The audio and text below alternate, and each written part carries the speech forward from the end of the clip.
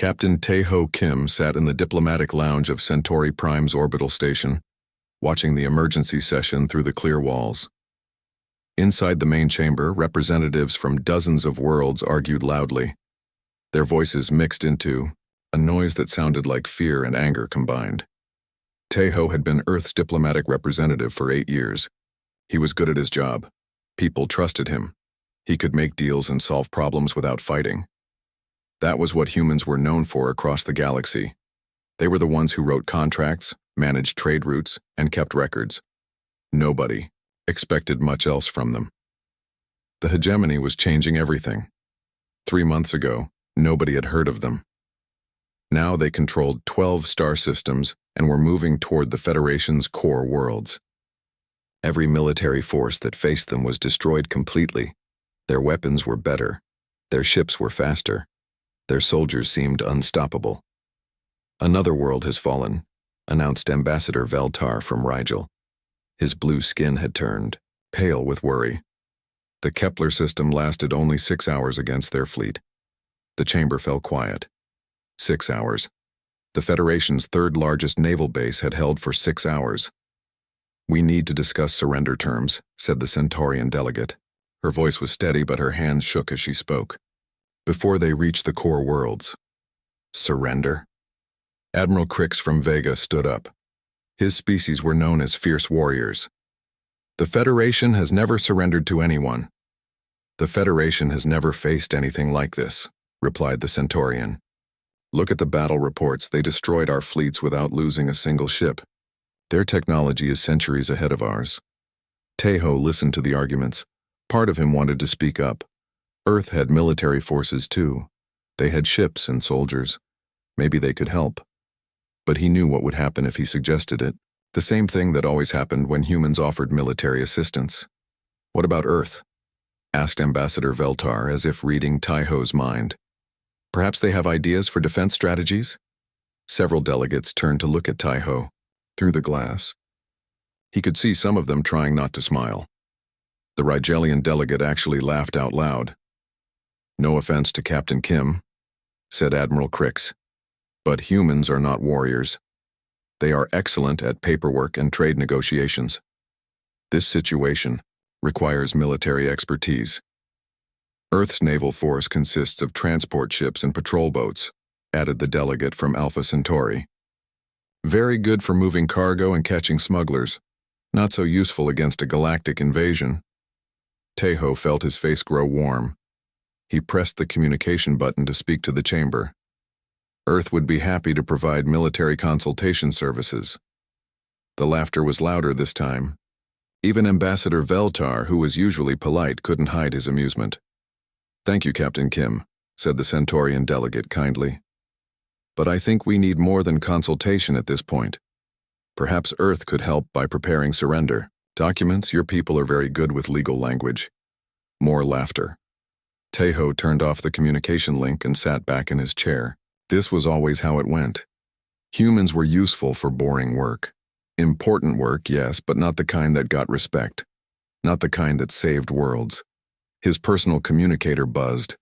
A message from Dr. So-min Park, the human archaeologist, working on the dig at Kepler 442b, the same system that had just fallen to the hegemony. "Tae-ho," the message read, "I need to talk to you immediately. Something is very wrong with the historical records we've been studying. The hegemony isn't the first empire to expand like this. It's happened before. Many times. And every peaceful species that didn't fight back, they all disappeared completely." Tae-ho stared at the message. So-min was careful with her words. She didn't panic easily. If she said something was wrong, it was wrong. He sent a reply. "Are you safe? For now. But Tae-ho, there's something else. I found records of species that survived these expansions. They all had one thing in common. They were protected by what the records call guardian species, races that seemed peaceful but could fight when needed. Protected how? I don't know yet. The records are incomplete. But Tae-ho, what if Earth isn't as defenseless as everyone thinks? What if there's something we don't know about our own military?" Tae-ho looked back at the diplomatic chamber. The delegates were voting now. He could guess what they were voting on. Surrender. Complete and total surrender to an empire that destroyed everything in its path. His communicator buzzed again. This time it was an official message from Earth Command, not Earth Diplomatic Services. Earth Command. Taeho had never heard of Earth Command. Captain Kim. Report to Earth immediately for emergency consultation. Transport is waiting at Base 7. Taeho read the message twice. Earth Command? Who was Earth Command? And why did they have authority to recall a diplomatic officer? He gathered his belongings and headed for the transport bays. Behind him, the Federation delegates continued their arguments about surrender terms. They wanted to negotiate for the survival of their species. They hoped the hegemony would let them live as slaves rather than die as free beings. Bay 7 contained a ship Taeho had never seen before. It looked like a standard diplomatic transport, but something about it felt different. The hull was too smooth. The engines were too quiet. And the pilot, Captain Kim? The pilot was human, but he wore a uniform Taeho didn't recognize. Dark blue with silver markings. I'm Commander Yuna Choi. We need to get you home quickly. Commander, I've never seen that uniform before. Yuna smiled, but her eyes were serious. There are a lot of things you haven't seen before, sir. That's about to change. The ship left Centauri Prime at a speed that should have been impossible for a diplomatic transport. They reached Earth in half the time of a normal journey. During the trip, Yuna refused to answer any of Taeho's questions about Earth Command or why he was being recalled. You'll understand everything soon, sir, was all she would say. Earth looked the same as always when they approached, green and blue and peaceful. The orbital stations were busy with civilian traffic. Cargo ships moved between the planet and the moon bases. Everything looked normal. But the ship didn't dock at the civilian ports. Instead, Yuna took them to a military facility Taeho had never seen before. It was hidden on the far side of the moon where no civilian traffic was allowed. Welcome to Luna Base 7, Yuna said as they landed. Admiral Woojin Lee is waiting for you. Admiral Lee was a tall man with gray hair and calm eyes. He greeted Taeho in a conference room deep inside the base. The walls were covered with star charts and tactical displays that made no sense to a diplomat. Captain Kim, Admiral Lee said. Thank you for coming so quickly. I know this must be confusing. Very confusing, sir. I've never heard of Luna Base 7 or Earth Command or any Earth military beyond the Defense Force patrol ships. Admiral Lee nodded. That was the point.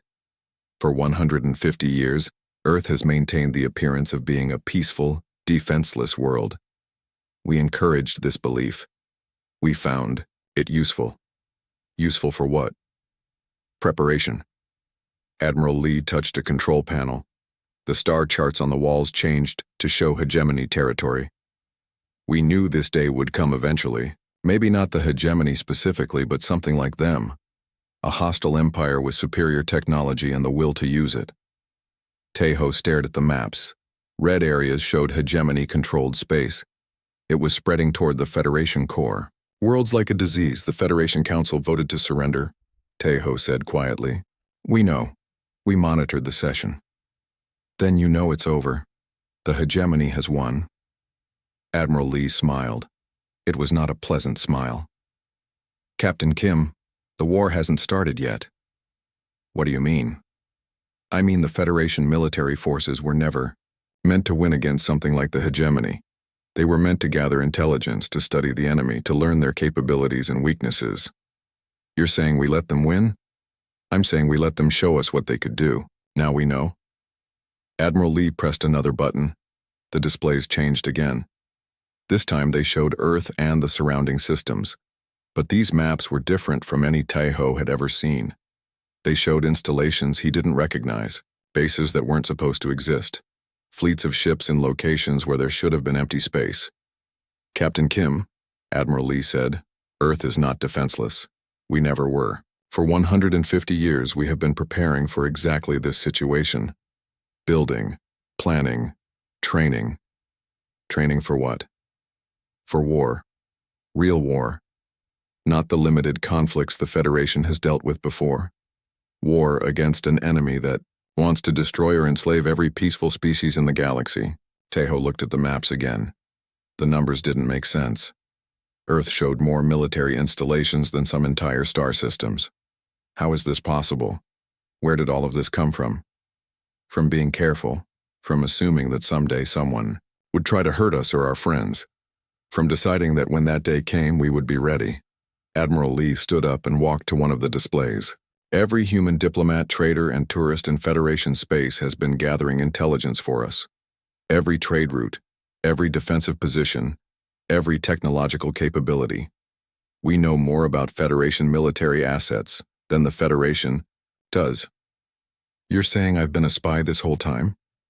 You've been a diplomat, a good one. But yes, your reports helped us understand the Poe. Dr. Soman Park crouched behind the collapsed wall of an ancient temple on Kepler 442b. The sound of hegemony patrol ships grew louder overhead. She clutched her research tablet against her chest, hoping the data she had found would survive even if she didn't. The archaeological site had been beautiful 3 days ago. Rolling hills covered with ruins from a civilization that had died out thousands of years earlier. Now the hills were burning. The hegemony had arrived and begun their standard occupation procedures. Any resistance was met with complete destruction. Somin's team had scattered when the invasion began. She hoped some of them had made it to the evacuation shuttles. She had stayed behind to protect her research. What she had discovered was too important to lose. The patrol ships moved away, searching other areas. So-Min waited several minutes before moving from her hiding place. She needed to find somewhere safe to transmit her data to Earth. The galaxy needed to understand what was coming. Her communicator buzzed quietly. A message from Earth encrypted with codes she had never seen before.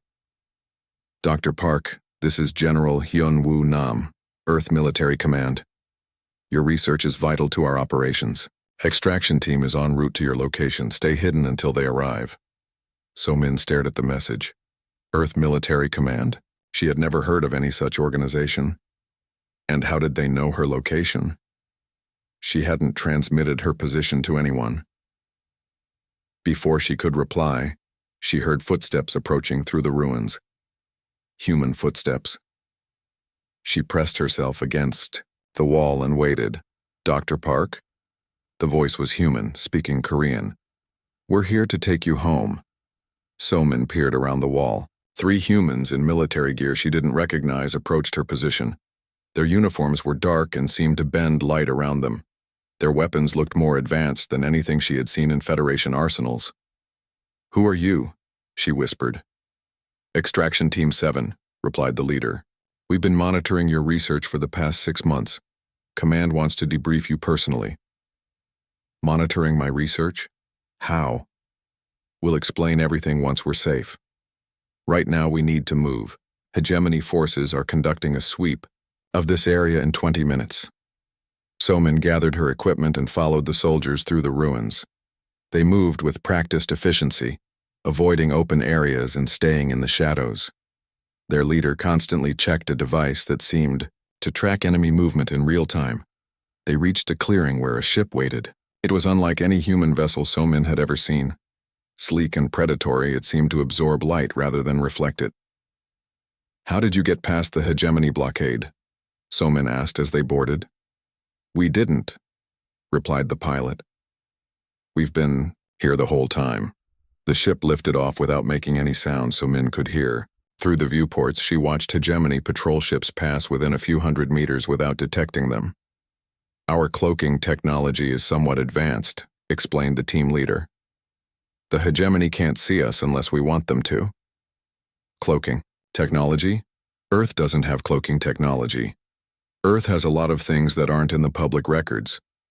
The journey to Earth took half the expected time. So-Min spent most of it staring out the viewports trying to understand what was happening. The ship's speed was impossible. Its stealth capabilities were beyond anything in Federation science, and the crew acted like this was completely normal. They didn't dock at any of Earth's civilian ports.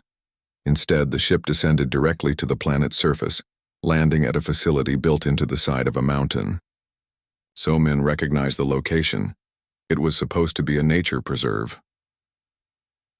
"Welcome to Command Center Alpha," said the team leader as they disembarked. "General Nam is waiting for you." The facility was enormous. Tunnels stretched in every direction, filled with people and equipment. Somin saw advanced computers, weapon systems, and technology she couldn't identify. Everything was busy and purposeful. General Hyun-woo Nam met them at the main briefing room. He was a solid man with intelligent eyes and the bearing of someone used to making difficult decisions. "Dr. Park," he said, "your archaeological work has been extremely valuable. We need to discuss what you've discovered." "I'm not sure I understand what's happening," Somin replied. "This facility, these people, this technology, none of this was supposed to exist." "You're right. It wasn't supposed to exist. That was the point."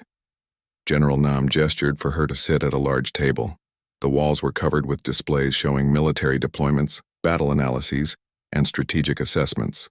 "Dr. Park, your research into historical expansion patterns confirmed what we already suspected. The hegemony isn't unique.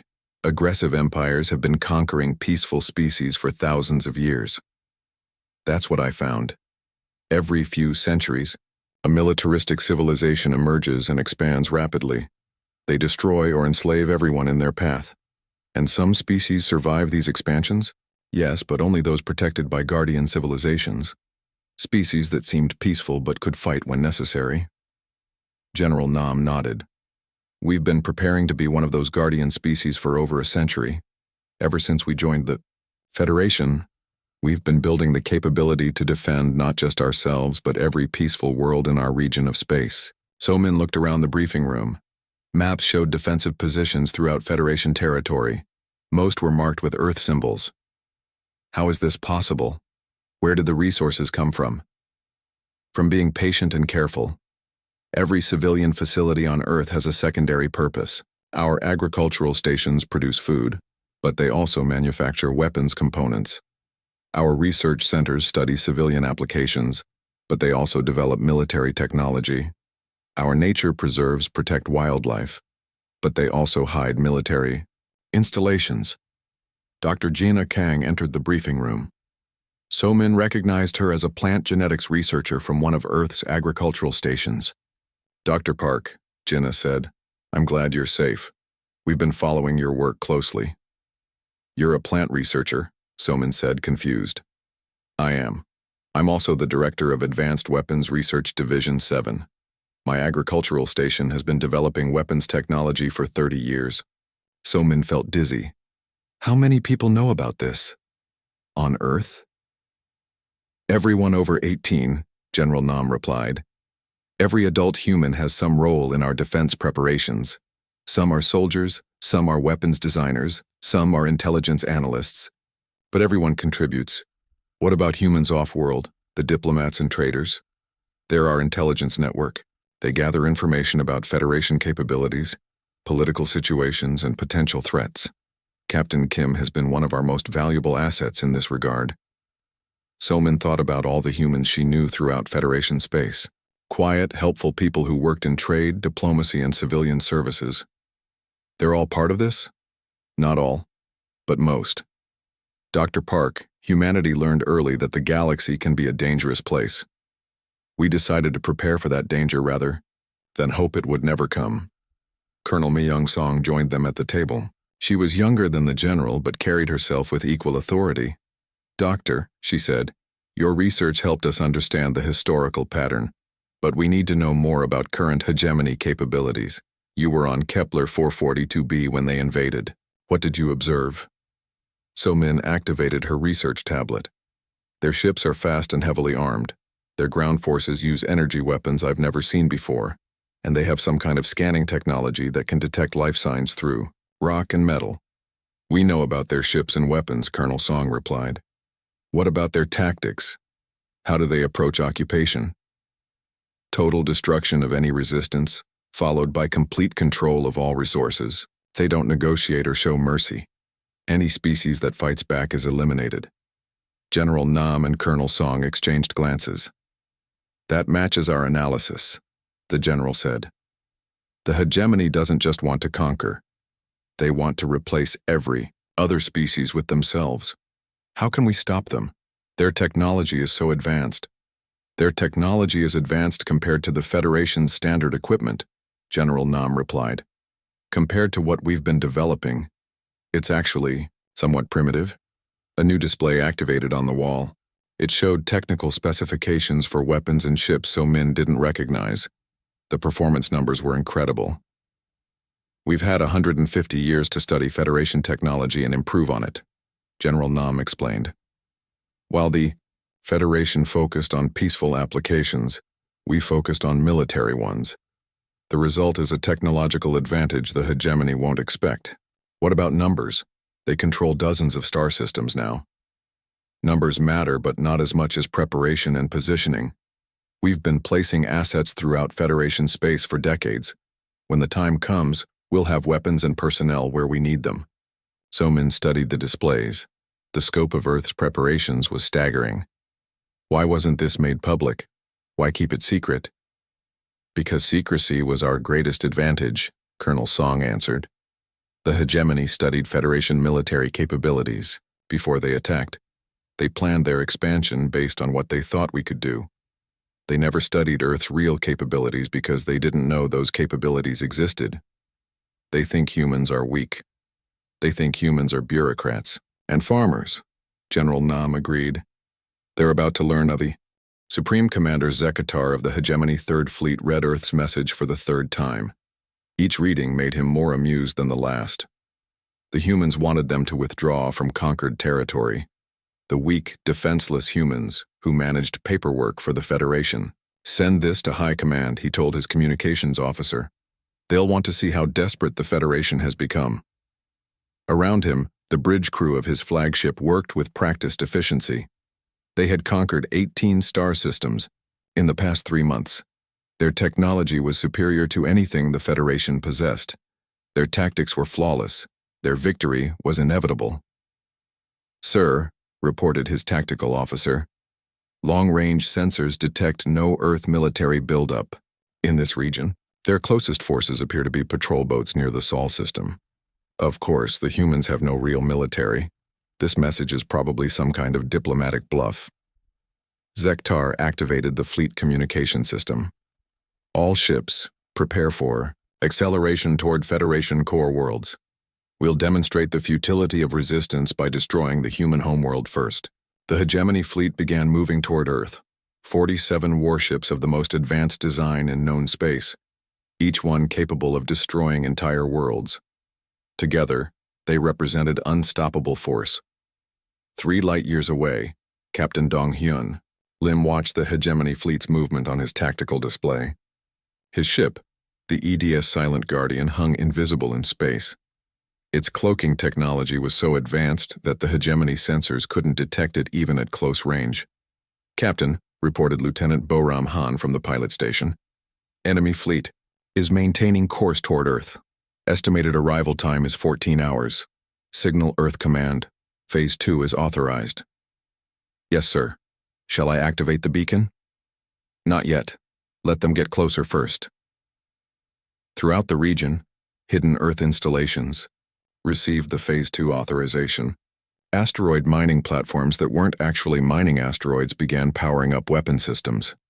Communication satellites around Federation worlds activated defensive protocols. Civilian cargo ships revealed their true nature as military vessels. The Bay. Hegemony had studied Federation military capabilities extensively. They had planned their conquest based on what they thought they would face. They had never studied Earth's capabilities because everyone knew Earth had no significant military power. This was about to become a fatal mistake. On the bridge of his flagship, Zekatar received reports from his scouts. Sir, we're detecting some unusual energy signatures near the Centauri system. Federation forces attempting to regroup? Unknown. The signatures don't match any known Federation technology. Investigate and destroy if hostile. Nothing will delay our advance on Earth. 2 hegemony scout ships altered course toward Centauri Prime. As they approached the system, they detected what appeared to be an asteroid mining facility in the outer belt. Standard Federation equipment completely harmless. The asteroids exploded, not the mining facility, the asteroids themselves. Each explosion released directed energy beams that struck the scout ships with impossible precision. The hegemony, vessels, protected by shields designed to stop the most powerful Federation weapons, were destroyed instantly. What was that? Zektar demanded as he received the destruction reports. Unknown, sir. The mining facility appears to be some kind of weapons platform, but our intelligence indicated it was civilian infrastructure. Send a full squadron to investigate. 6 more hegemony ships moved toward what they thought was a mining station. Hidden within the asteroids, Earth weapon systems tracked their approach. Dr. Jae Sung-oh, the creator of Earth's quantum weapons technology, monitored the engagement from his control center buried deep in the asteroid belt. Target lock established, reported his tactical officer. Multiple enemy vessels approaching. Fire when ready. The asteroid belt came alive with weapons fire. Energy beams that could disrupt matter at the subatomic level lashed out at the hegemony. Squadron. Their advanced shields offered no protection against weapons that attacked the fundamental structure of matter itself. 6 more hegemony ships ceased to exist. Zektar stared at his tactical display in disbelief. 12 ships destroyed by what intelligence had identified as civilian mining equipment. This is impossible. Federation technology cannot do this. Sir, reported his intelligence officer, we're receiving similar reports from other systems. Installations we identified as civilian are revealing weapon capabilities beyond our projections. What installations? Communication satellites around the Rigel system have engaged our patrol units. A trade station near Vega destroyed 3 of our cruisers. And sir, we're detecting massive energy buildups throughout the region. Zektar's tactical display updated to show new contacts appearing throughout local space. Hundreds of them. Ships and installations that hadn't been there moments before, or had been dismissed as civilian infrastructure. Where did they come from? Unknown, sir. They appear to be decloaking or powering up from standby mode. On Earth, General Nam watched the battle reports with satisfaction. Phase 2 was proceeding exactly as planned. Earth's hidden assets throughout Federation space were revealing themselves and engaging hegemony forces. Casualty report? He asked. Colonel Song. Minimal on our side. Hegemony forces have lost approximately 30% of their scouts and patrol units. They're pulling back from forward positions. And their main fleet? Still advancing toward Earth? They haven't realized what they're facing yet. They will soon. Throughout the galaxy, Earth's true military power was revealing itself for the first time in over a century. Ships that had masqueraded as cargo vessels shed their disguises and activated weapon systems decades ahead of anything the hegemony possessed. Installations that had appeared to be research stations or mining platforms revealed themselves as fortress-class weapons platforms. On the hegemony flagship, reports flooded in from across their expansion zone. Every occupied system was under attack from forces that shouldn't have existed. Ships more advanced than anything in Federation records. Weapons that made their own technology seem primitive. Sir, reported the communications officer, we're receiving a transmission from the unknown forces. Put it on screen. The main display showed a human in a military uniform Zektar had never seen before. Captain Donghyun Lim of the EDS silent. Guardian looked calm and professional. Hegemony forces, he said. This is Captain Lim of Earth Defense Command. You are ordered to cease all hostile actions and withdraw from Federation territory immediately. Earth Defense Command? Zektar laughed. Humans have no defense command. You have cargo ships and patrol boats. You are mistaken, Captain Lim replied calmly. You have been facing Earth Defense Forces for the past 4 hours. Your losses currently stand at 137 vessels destroyed, with minimal casualties on our side. Zektar checked his tactical display. The numbers matched Captain Lim's report exactly. This is impossible. Our intelligence shows Earth has no significant military capability. Your intelligence was incomplete. Earth has been preparing for this confrontation for over 150 years. You have severely underestimated our capabilities. Underestimated? You're still just humans. Your technology cannot match ours. Captain Lim smiled. It was not a reassuring expression. Would you like a demonstration? Before Zektar could respond, his tactical officer shouted a warning. Sir, multiple contacts decloaking around our position. The space around the hegemony fleet suddenly filled with Earth warships, dozens of them appearing from nowhere. Their design was unlike anything in Federation records. Sleek, predatory, and radiating power. Impossible, Zektar whispered. Our sensors showed empty space. Our cloaking technology is somewhat advanced, Captain Lim explained from the communication screen. We've been watching your fleet since you entered this region. On his flagship, Admiral Wu Jin Lee monitored the situation from the primary command vessel of Earth's home fleet. The ships surrounding the hegemony force were just a fraction of humanity's true naval power. Captain Lim, he signaled. Offer them one final chance to withdraw. Yes, sir. Captain Lim's image reappeared on Zektar's screen. Supreme Commander, you have one opportunity to avoid unnecessary destruction. Withdraw your forces from all occupied Federation territory. Cease all hostile actions. Return captured populations to their home worlds. And if we refuse, then you will discover why peaceful species throughout the galaxy trust humanity to protect them.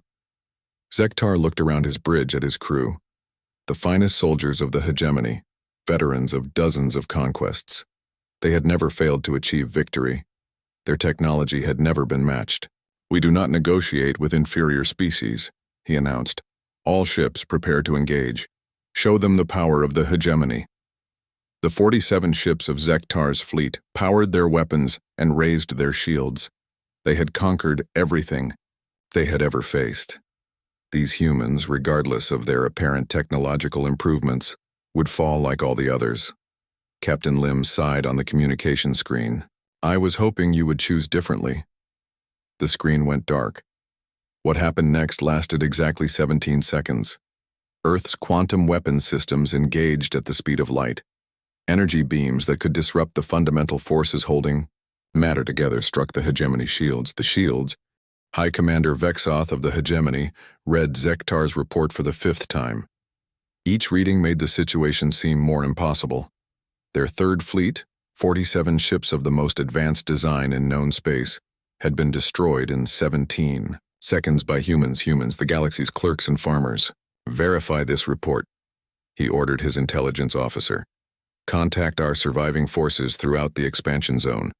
The reports that came back confirmed Zektar's account. Earth forces had emerged from hiding throughout hegemony-occupied space. Ships more advanced than anything in their databases. Weapons that bypassed their best defensive systems.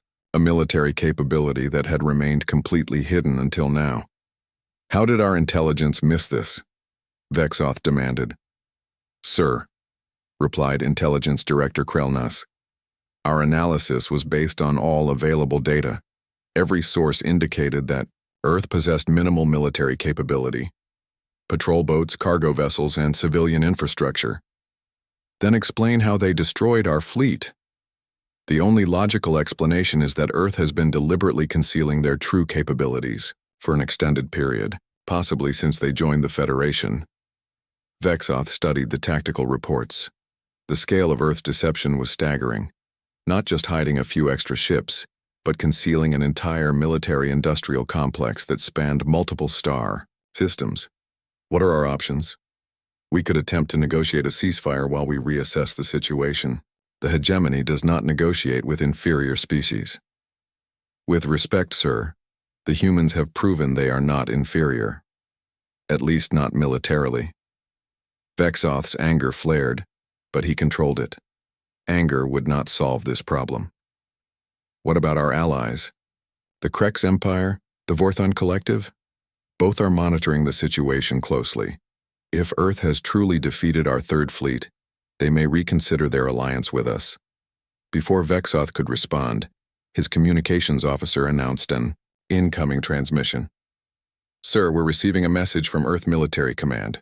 Put it on screen. The main display showed a human woman in military uniform. Admiral Sunja Baek of Earth Strategic Command looked directly at Vexoth with calm, professional eyes. High Commander Vexoth, she said. I am Admiral Baek.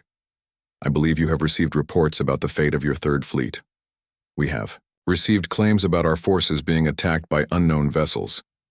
Not unknown, High Commander. Earth Defense Forces. Your intelligence appears to have been incomplete regarding our military capabilities. What do you want? Your complete withdrawal. From all occupied Federation territories within 72 hours.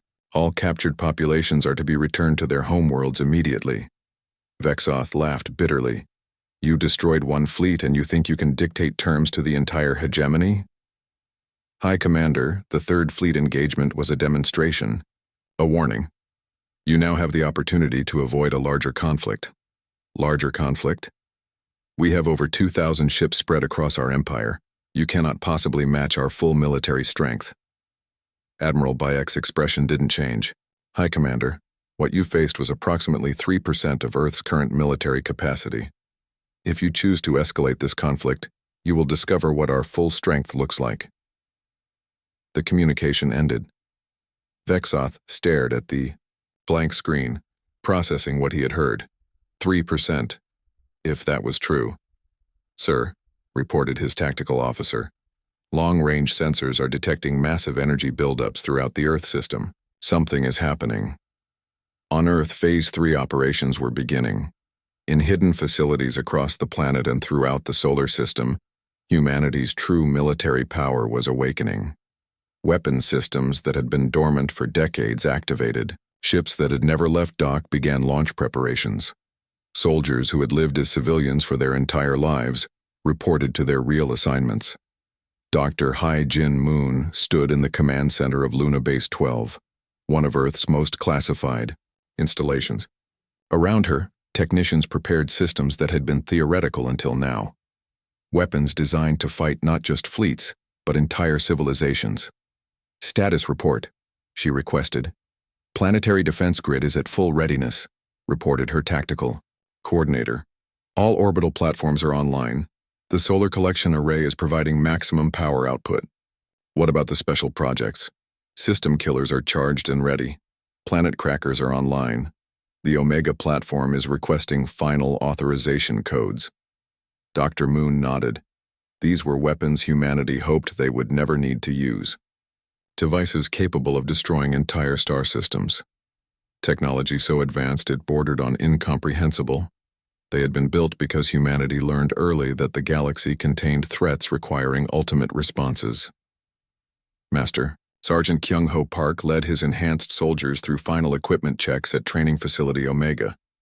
These were not the same humans who had joined Earth's military decades ago. Cybernetic implants, genetic modifications, and technological enhancements had created soldiers capable of fighting any enemy the galaxy could produce. Squad leaders report, he commanded. Alpha Squad ready. Neural interfaces online, tactical systems operational. Beta Squad ready. Physical enhancement systems at maximum efficiency. Gamma Squad ready. Weapons integration complete. These soldiers could survive in vacuum, fight in any environment, and interface directly with Earth's advanced weapon systems. They had been created to face enemies that conventional forces couldn't handle. Throughout the galaxy, other powers were beginning to take notice of the conflict between Earth and the hegemony. The Krex Empire, longtime allies of the hegemony, monitored the situation with growing concern. Explain this to me, demanded Emperor Krexdal. How did the humans destroy a hegemony fleet? Unknown, Majesty, replied his military advisor. Our intelligence on Earth matched the hegemony's assessments. Minimal military capability, focused on trade and diplomacy. Then how do you explain these battle reports? The only possibility is that Earth has been concealing their true military strength for an extended period. The scale of the deception suggests careful long-term planning. Emperor Krexdal studied the tactical data. If Earth could destroy hegemony forces this easily, what could they do to the Krex Empire? Send a message to our embassy on Earth. We wish to discuss the changing political situation. Similar conversations were taking place throughout the galaxy. Powers that had dismissed humanity as irrelevant were suddenly very interested in Earth's intentions. The Vorthon Collective, masters of biological warfare, began emergency assessments of their own defenses. The Stellar Confederacy, experts in nominor technological warfare, started analyzing the reports of Earth's quantum weapons. Even the ancient protector states, who rarely concerned themselves with younger species, sent observers to monitor the situation. Earth had changed everything. The balance of power that had existed for thousands of years was shifting. On the hegemony capital world, High Commander Vexoth received reports from across their empire. Earth forces weren't just defending Federation territory. They were actively hunting hegemony ships throughout the expansion zone. No vessel was safe. No base was hidden well enough. "How many ships have we lost now?" he asked. "Over 800 confirmed destroyed. Another 300 missing. Presumed lost." "In how long?" 18 hours since the Earth ultimatum expired. Vexoth felt something he had never experienced before in his military career. Fear. Real cold fear of an enemy whose capabilities he couldn't understand. "Sir," his communications officer announced, "we're receiving another transmission from Earth." The screen activated to show the same human admiral as before. This time, her expression was less patient. "High Commander," Admiral Baek said, "your 72-hour deadline has expired. Hegemony forces continue to occupy Federation worlds and hold civilian populations prisoner. We are reassessing the situation." "There is nothing to reassess. Withdraw immediately or face the consequences." "What consequences?" "Total war, High Commander, not the limited conflict you've experienced so far. Total war against Earth's full military capability. And if we withdraw, then the conflict ends. Occupied worlds are returned to Federation control. Captured populations go home. The hegemony retreats to its original borders. You would let us survive?" Admiral Baek's expression softened slightly. "High Commander, Earth doesn't want to destroy the hegemony. We want to protect our friends and allies. If you cease threatening peaceful species, we have no quarrel with you." The transmission ended. Vexoth sat in his command chair, weighing options that all seemed to lead to disaster. Fight Earth and face destruction. Surrender and face the humiliation of defeat by a species they had considered weak. "Sir," his tactical officer reported, "sensors are detecting new contacts throughout our territory. Massive energy signatures. Unknown configuration." "More Earth ships?" "Unknown. The signatures are unlike anything we've encountered before." Ani. Earth General Nam monitored the deployment of humanity's true strategic weapons. Ships the size of cities, armed with technology that could reshape matter at the subatomic level. These were not vessels designed to fight other ships. They were built to fight entire civilizations. "Status of the Titan-class vessels?" he asked. "All 12 ships are in position throughout hegemony space," Colonel Song replied. "They're maintaining stealth mode until further orders." And the President Sang Woo-yoon stood before the assembled leaders of Earth's military command. For 150 years, his office had remained secret from the galaxy. While the Federation knew Earth's civilian government, they had never suspected the existence of a parallel military leadership structure. "The situation has evolved beyond our initial projections," he announced to the room. 12 major galactic powers have formed the Extinction Alliance. Their stated goal is the complete elimination of humanity before we can expand our influence further. Fleet Admiral Yoonji Shin studied the tactical displays surrounding the briefing room. Red zones marked the territories of hostile empires now, united against Earth. Together they represented over 10,000 worlds and military forces numbering in the millions of ships. "What's their timeline?" she asked. "Coordinated attacks begin in 72 hours, replied General Nam. "Simultaneous assaults on Earth, our hidden bases throughout the galaxy, and all Federation worlds under our protection." Dr. Chang-Min An, creator of humanity's most advanced weapon systems, looked up from his technical reports. "They're making the same mistake the hegemony made. They're assuming they understand what we're capable of." "Do they?" President Yoon asked. "No. They've studied our engagement with the hegemony and extrapolated from that data. But the hegemony only faced about 5% of our actual capabilities. The Alliance is planning based on incomplete information." Around the table, Earth's true leadership considered their options. These were not the politicians and bureaucrats the galaxy knew. These were the architects of humanity's greatest deception, the builders of the most advanced military force in known history. Recommendations? President Yoon asked. Total deployment. Admiral Shin replied immediately. Phase 4 protocols, show them everything. The political consequences of that could be severe, warned Foreign Intelligence Director Jaemin Hong. If we reveal our full capabilities, every remaining neutral power will be forced to choose sides. The galaxy could split into permanent military blocks. The galaxy is already splitting, General Nam pointed out. 12 empires have united to destroy us. Neutrality is no longer an option for anyone. President Yoon nodded slowly. Dr. An, are the Omega systems ready? All systems are operational. Reality manipulation weapons, temporal displacement devices, matter conversion arrays. We can reshape entire star systems if necessary. And our restraint protocols? Active and verified. All weapon systems include safeguards against excessive destruction. We can demonstrate overwhelming force without committing genocide. Throughout the galaxy, the Extinction Alliance prepared for the largest coordinated military action in recorded history. Emperor Krexdal of the Krex Empire met with his fellow alliance leaders via holographic conference. The human threat must be eliminated completely, he declared. Their deception has shown they cannot be trusted. Today they defend Federation worlds. Tomorrow they may conquer all of us. Agreed, said Overlord Thexmon of the Vorthan Collective. Our biological warfare specialists have analyzed their capabilities. Their technology is advanced, but they are still organic beings. They can be defeated. Supreme Chancellor Yilrex of the Stellar Confederacy activated tactical displays showing Alliance fleet positions. Our combined forces outnumber Earth's known assets by 50 to 1. Even if they have hidden additional ships, mathematics favors our victory. Similar confidence was expressed by the other Alliance leaders. The humans had surprised everyone. Once, it would not happen again. On Earth, final preparations were complete. Captain Taeho Kim returned from Centauri Prime with news that the Federation Council had officially requested Earth's protection. After months of dismissing humanity as militarily insignificant, they now begged for Earth's help against the Alliance. What, did you tell them? President Yoon asked.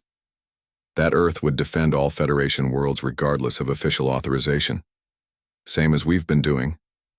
Their reaction? Gratitude mixed with terror. They're beginning to understand what we've been hiding from them. Dr. So-Min Park entered the briefing room with her final archaeological report. I've completed my analysis of historical expansion patterns. Every successful galactic alliance that targeted a guardian species has ended the same way. How? Total defeat. Guardian species don't just defend themselves. They end the threat permanently to prevent it from recurring. President Yoon studied the implications. You're saying we need to defeat not just this attack, but eliminate the possibility of future alliances against us. History suggests that partial victories against guardian species only lead to larger, more desperate alliances later. The threat must be ended decisively. Fleet Admiral Shin activated the Strategic Command Interface. Throughout human space, the most advanced military force ever created stirred to life. Ships that had remained hidden for decades emerged from concealment. Weapons platforms that existed in parallel dimensions phased into normal space. Soldiers enhanced beyond normal human limits took their positions. All commands report ready, Admiral Shin announced.